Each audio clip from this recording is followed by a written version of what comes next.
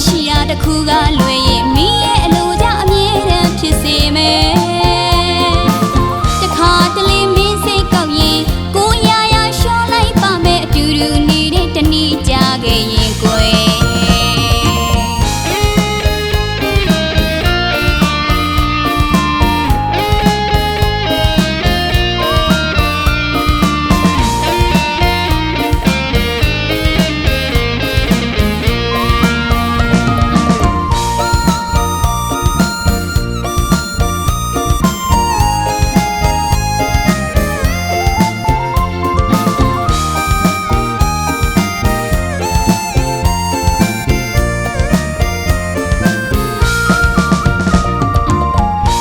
တစ်ခေါက်မမှန်ရောက်ဒီလောက်တောင်ချစ်ခဲ့ရသည်အသေးကြောင့်ပဲဆွေးလန်းခဲ့ပါသည်တခါတလေမတွေ့ခဲ့ရရင်ကိုမနေတဲ့လုံးလို့အချစ်ရဲ့အတူတူနေဖို့ကြိုးစားရတော့မယ်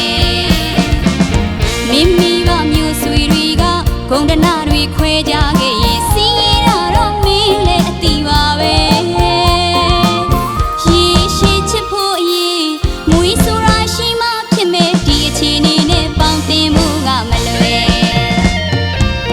ရိုးသားလို့ကြိုးစားတာကိုသိရင်မိမိပါသဘောတူနိုင်ပါမလားခွေကျုံမြည်ကြပေါင်းတင်ပါမယ်ဂရီစကားလေးတော့မိကပေးခြင်းနဲ့တူအကြောင်းတယောက်လဲအသီးငွေမရှိတာတစ်ခုကလွယ်ရင်မင်းရဲ့အလိုကြောင့်အမြဲတမ်းဖြစ်စေမယ်